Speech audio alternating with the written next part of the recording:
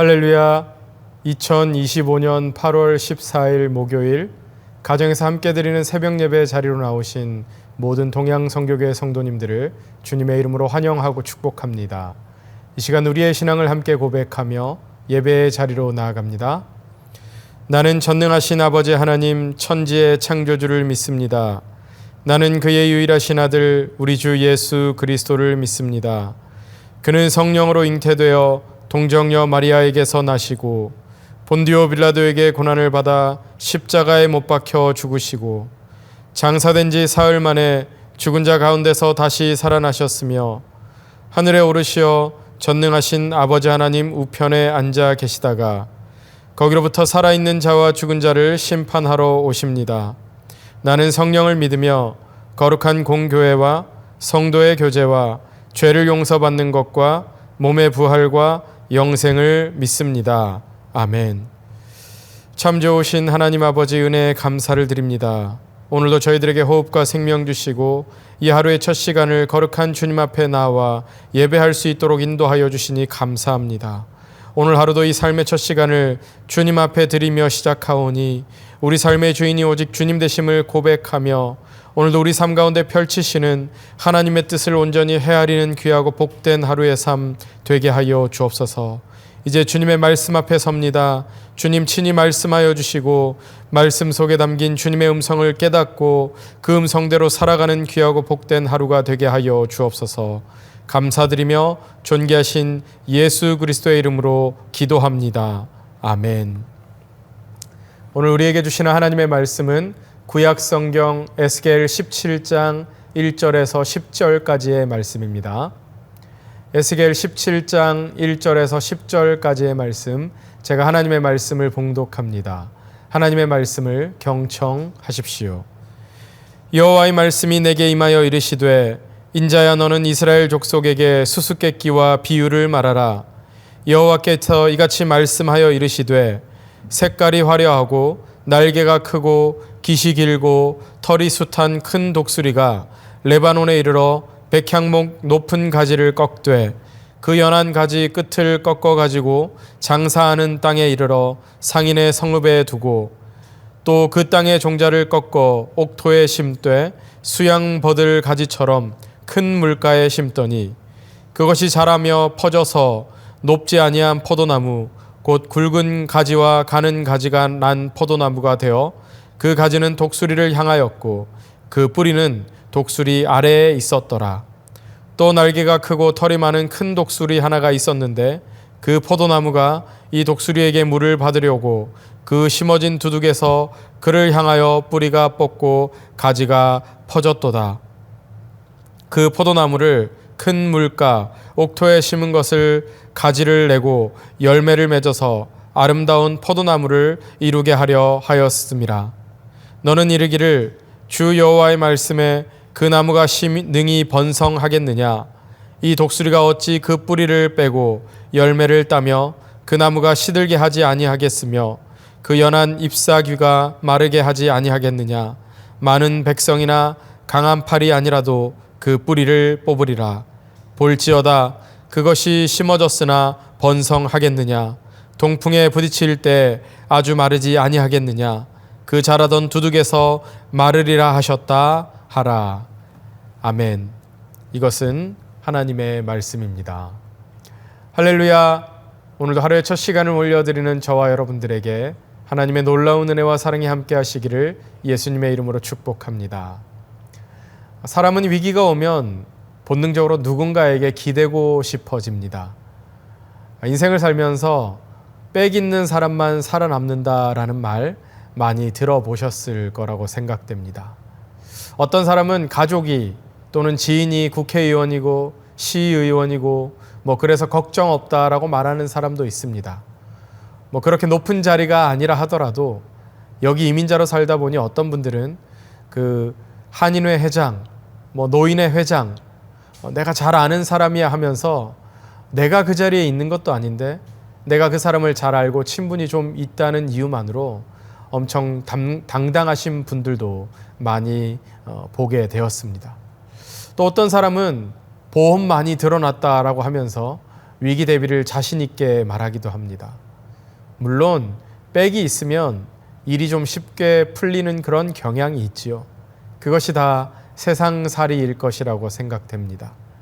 그런데 저는 그런 말씀을 하시는 분들께 그게 정말 그렇게 당당할 정도로 믿을 만한 것 맞습니까? 라고 솔직히 묻고 싶을 때가 있습니다. 어떤 분은 건강을 믿고, 어떤 분은 재산을 믿고, 또 어떤 분은 권력 있는 사람을 의지합니다. 그러나 우리가 진짜 의지해야 할 분은 따로 있습니다. 바로 우리 하나님이십니다. 위기가 찾아왔을 때 누구를 의지하느냐가 결국 인생의 방향을 결정하는 것이지요. 오늘 본문인 에스겔 17장은 복잡해 보이지만 한마디로 말하자면 잘못된 무언가를 의지했던 자들이 받는 대가에 대해서 이야기하고 있는 것입니다. 하나님이 아니고 다른 것을 의지할 때 어떤 일이 벌어지는지를 하나님께서는 한편의 수수께끼와 비유를 통해서 아주 분명하게 말씀하고 계시는 것이지요. 오늘 본문 1절과 2절에서 하나님은 에스겔에게 이렇게 말씀을 하세요. 인자야, 너는 이스라엘 족속에게 수수께끼와 비유를 말하라. 하나님께서는 이스라엘 백성에게 직접 설명하지 않으십니다. 대신 수수께끼와 비유라는 형식을 택하십니다. 자, 그렇다면 하나님은 왜 굳이 이렇게 어렵고 애매한 방식으로 말씀을 하셨을까요? 그 이유는 이스라엘이 너무도 익숙하게 하나님의 뜻을 외면해 왔기 때문입니다. 직설적으로 말해도 듣지 않기에 하나님은 비유와 상징을 사용하셨던 것입니다. 이건 하나님이 포기하신 게 아니라 하나님께서 또 의도적으로 숨기시려고 한 게 아니라 오히려 더 집중해서 듣고 백성들이 깊이 생각해보고 돌아보기를 원하셨던 하나님의 배려였던 것입니다. 우리의 삶도 동일합니다. 우리도 하나님의 뜻을 알아차리지 못할 때가 참 많이 있습니다. 때로는 너무 익숙한 방식으로 하나님의 말씀을 듣다 보면 그 말씀이 우리 삶과 무관하다라고 생각을 하지요. 그래서 하나님은 깨우치기 위해서 수수께끼를 사용하십니다. 갑작스러운 사건이나 예상 못한 고난, 반복되는 실수들, 그래서 단순한 설명보다 때로는 사건과 상황을 통해서 말씀하실 때가 있습니다. 그럴 때 하나님은 우리의 주의를 끌기 위해서 우리 삶 속에 수수께끼를 던지시는 것이지요. 그럴 때 우리는 그 순간에 멈추어 생각해 봐야 합니다. 이 수수께끼는 하나님께서 우리가 깊이 생각하기를 원하신다는 신호이기 때문입니다. 내 삶은 왜 이렇게 얽혔을까? 왜 요즘 이렇게 일이 풀리지 않을까?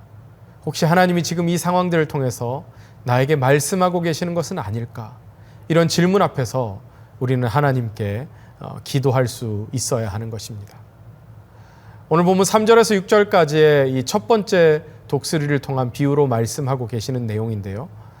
화려한 깃털을 가진 큰 독수리가 레바논으로 와서 백향목의 높은 가지를 꺾어서 상인의 성읍에 두었다라고 합니다.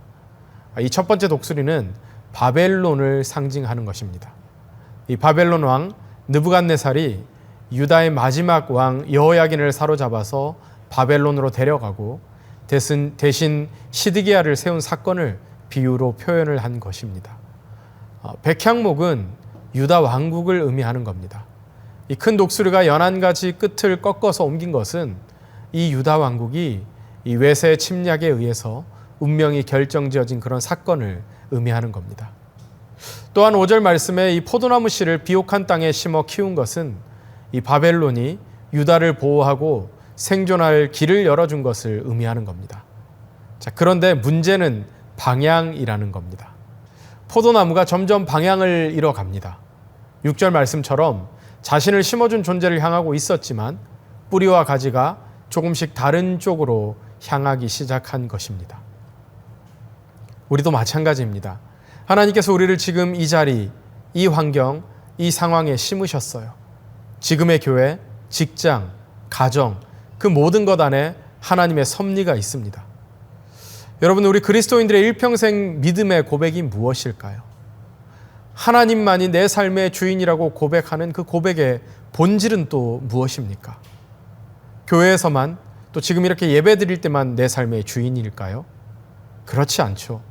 우리들의 일평생 믿음의 고백의 본질은 지금 우리가 처해 있는 어떤 환경이든, 그것이 교회 공동체가 됐던, 그것이 내가 다니는 직장이 됐던, 그것이 내 가정이 됐던, 내가 처한 삶의 어느 자리에 두셨더라도 그 안에는 하나님의 섭리가 있으니 그 섭리 붙들고 주님 따라가는 것이 우리 주님이 우리 삶의 주인이라고 고백하는 신앙의 본질 아니겠습니까?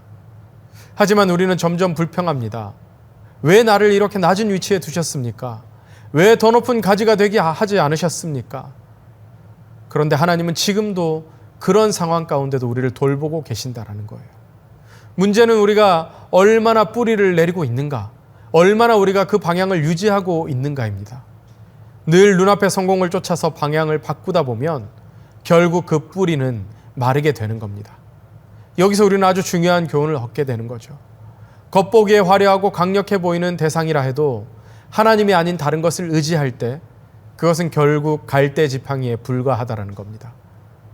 그런데 그럼에도 불구하고 안타까운 것은 인간이라는 존재는 끊임없이 그 화려함, 그 강력해 보이는 힘, 그것을 갈구하고 그것을 쫓아가고 있다라는 겁니다. 계속해서 오늘 본문 7절과 8절에서 보여주는 내용이 바로 그런 내용입니다. 날개가 크고 털이 많은 큰 독수리가 하나 더 있는데 그 포도나무가 이 독수리를 향해서 뿌리를 뻗고 가지를 펴고 있다라고 말씀하고 있습니다.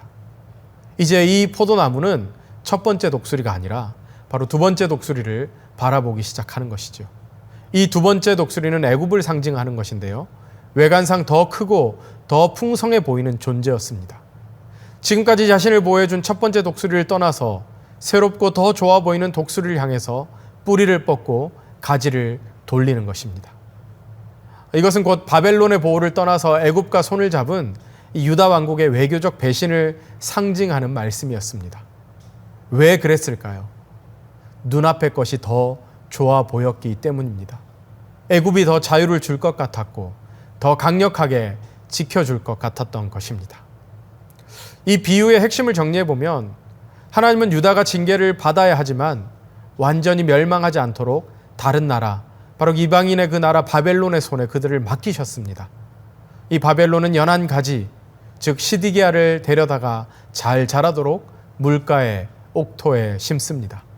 자, 그런데 이 포도나무는 자라면서도 하나님을 바라보지 않고 자기를 심은 독수리만을 바라봅니다. 그리고 그것마저도 이제는 더 크고 좋아 보이는 독수리, 또 다른 독수리, 바로 애굽을 향해 뿌리와 가지를 내리는 겁니다. 이 모습이 참 우리의 삶과 닮아 있지 않습니까? 우리가 하나님을 믿는다라고, 하나님을 의지한다고 고백하면서도, 하나님이 내 인생의 주인이라고 하면서도 하나님 아닌 다른 무엇이 더 편해 보이고 더 멋져 보일 때 우리는 방향을 즉시 틀어버리죠. 기도해야 된다고 말하면서도 어떤 일이 있을 때 기도보다도 사람에게 먼저 묻고, 하나님의 말씀을 늘 의지하고 하나님의 말씀을 내 기준으로 삼아야 한다고 하면서도 말씀보다 SNS에 더 귀를 기울이고요. 우리가 교회 공동체 안에 이 교회에 하나님의 섭리가 있다라고 하면서도 어떤 이 교회에 문제가 있을 때는 기도하기보다는 인간적인 대안을 더 찾아 나갑니다. 이게 바로 우리 안에도 있는 착각이죠. 입술로는 하나님만이 우리 삶의 주인이십니다, 하나님이 우리 공동체의 주인이십니다라고 하지만 하나님 없이도 사람 입만 있으면 살 수 있다. 그렇게 하나님이 우리를 심으셨지만 어느새 하나님은 뒷전이 되고 나를 도운 저 사람, 나를 살려준 저 회사, 이 시스템, 이 관계만 유지하면 된다 하면서 눈을 딴 데로 돌리는 겁니다. 하나님은 우리를 풍성하게 하시기 위해 심으셨는데 우리는 자꾸 우리 눈에 더 크게 보이는 것, 더 영향력이 있는 것, 더 힘이 있어 보이는 곳에 물을 찾는 것입니다. 사람은 누구나 위기를 만나면 힘 있는 누군가를 찾고 싶어집니다. 그것이 건강이 되었던, 물질이 되었던, 관계가 되었던, 사람은 누구나 똑같지요. 그래서 건강이 무너지면 의사를 찾는 것이고, 돈이 부족하면 대출을 알아보고, 관계가 어려우면 그 관계 개선을 관한 무언가에 대해서 알아보게 되는 것입니다. 이런 것들이 잘못되었다라고 말하는 것이 아닙니다. 중요한 점은 이 인생의 위기 앞에서 하나님을 제쳐두고 기도 한 번 없이 먼저 세상의 독수리들을 찾는 것이 문제라는 것입니다. 포도나무는 자신을 좋은 땅에 심어준 독수리를 배신했습니다. 마치 우리도 우리를 은혜로 살게 하신 하나님을 외면한 채 눈앞에 좋아 보이는 다른 무언가에 기대려고 할 때가 참 많이 있습니다. 그러나 그 결과는 오늘 말씀을 통해 우리에게 알려줍니다. 포도나무는 말랐고 뿌리채 뽑혔습니다. 하나님의 사람으로 자라야 할 우리가 헛된 의지로 방향을 틀면 결국 메말라 버릴 수밖에 없는 것이지요. 사랑하는 동양성교회 성도 여러분, 우리에게도 두 독수리가 있습니다. 하나는 우리의 삶을 책임지시는 하나님이시고요. 또 하나는 눈앞에 당장에 있어 보이는, 그러나 결국 믿을 수 없는 세상의 독수리입니다.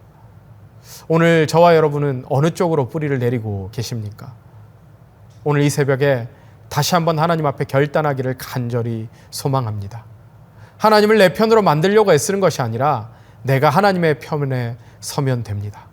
그 자리로 돌아갑시다. 주님, 우리가 뿌리 내릴 곳은 오직 우리 하나님 뿐이십니다.